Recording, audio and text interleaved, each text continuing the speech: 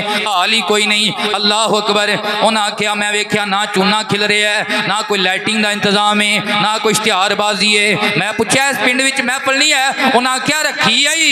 लामा साहब बवो तुहानू दसने रोला असल की है। वो जिन्ना बुलाया ना उन्हें घर विच बिठा लिया, खाना खवाया ते नाल जनाबे वाला थैली पैसों की पेश की ते कहन लगे लामा साहब असी बड़े माजरत खां आ, अपनी खिदमत लै लो, अपना किराया लै लो। लामा ने आख्या ना तो मैं मौके आया आ ते ना तुहाडे कोल मंगे ने, इंज पे क्यों कर दे हो? अजे मजदूर ने मजदूरी तो की नहीं, पहले ही मजदूरियां दे जाते हो। उन्हें आख्या लामा साहब असी माड़े सुन्नी आ, माड़े मोमन मुसलमान आ, ए नाल साडे पिंड दे अंदर कादियानी रहंदे ने, उन्होंने सानू डक छड़िया।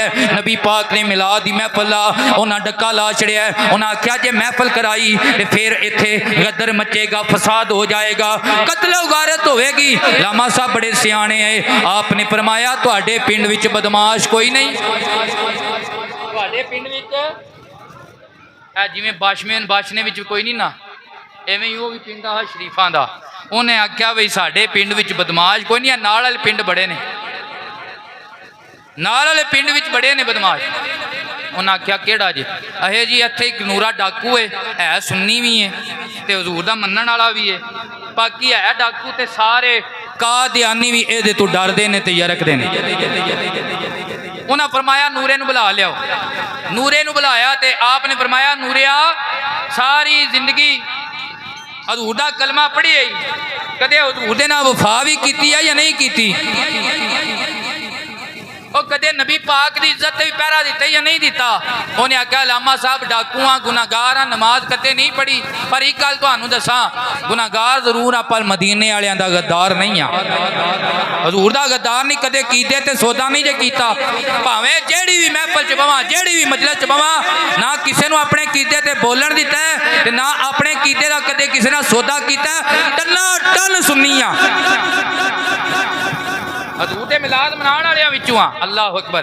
लामा साहब आख्या कादियानी काने मिर्दे दे मन्नण वाले इन्हां तेरे नबी दे मिलाद दी महफिल रोक छड़ीए ते अज पहरा दे जा ते मैं ज़ियाउल्लाह कादरी तेरे नाल वादा करना आ, हजूर दी महफिल दा पहरा देना तेरा काम है, मदीने वालियां दा काम है तेनू रंगना।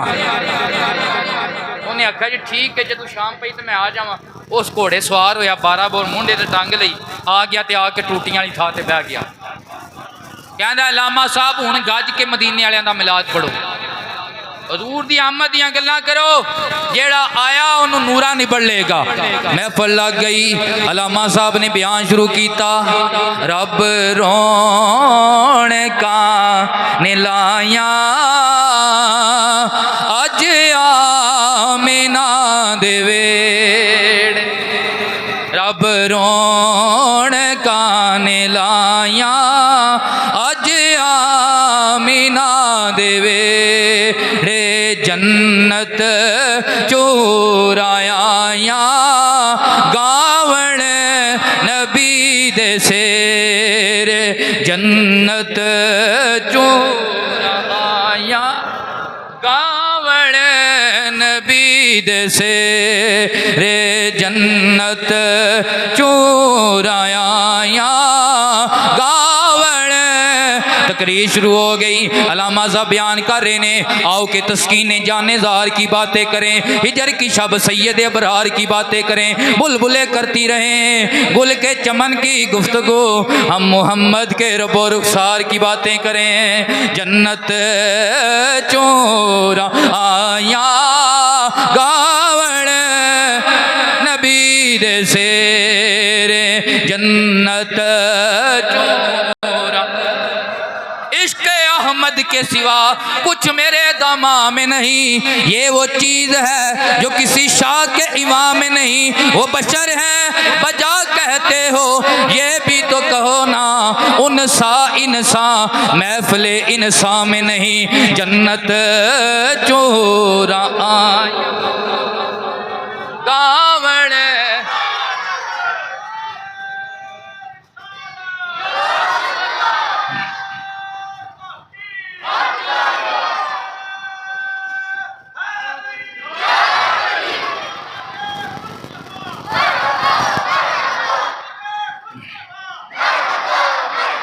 महफिल हो गई, सारे अपना घरों बतरी ते लामा साहब भी सियालकोट वापस आ गए ते नूरा अपने घर टुर गया। वो जड़ा नां दा नूरा सी, वो जड़ा डाकू नूरा सी, अज राती सुता मुकद्दर जागया, मदीने वाले तशरीफ लाए।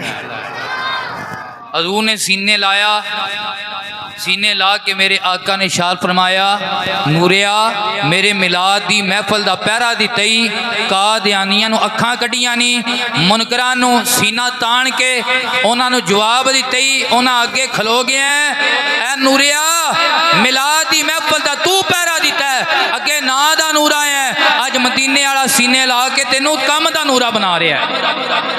अगे छड़ा तन दा नूरा, अज तो बाद तू तन दा भी नूर है, तू मन दा भी नूर है।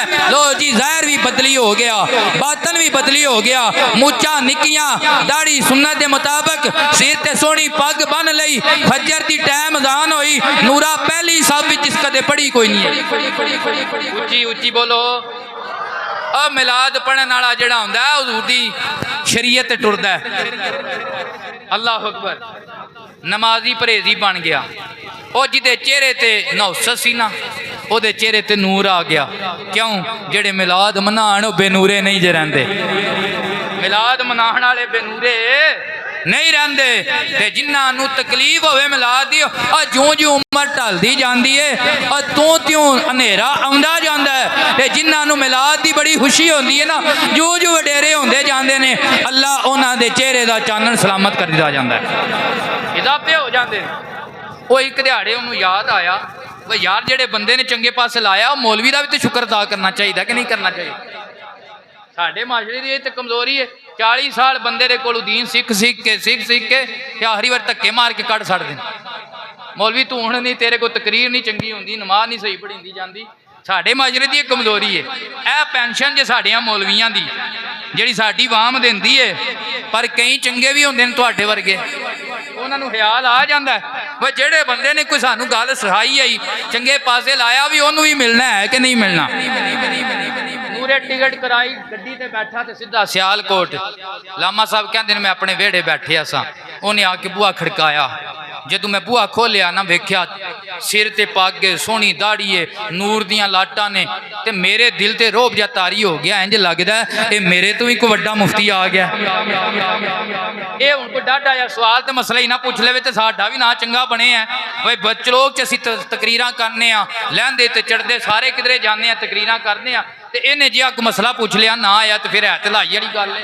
ते मैं पूछया मुफ्ती साहब, हजरत साहब खैर होवे, अगे वेख्या नहीं, अज पहली बारी आयो, नूर बड़ा है, रोह बड़ा है, अल्लाह ने जलाल बड़ा अता कीता है, तुहाडा तारफ की है। नूरा पग ला के लामा साहब दे कदमां च रख के आंदा, हजरत मैं लामा नहीं आ, मैं फामा नहीं आ, मैं हजरत नहीं आ, मैं कोई वड्डा नहीं आ, तुहाडा गुलाम नूरा डाकू, सबका नूरा डाकू।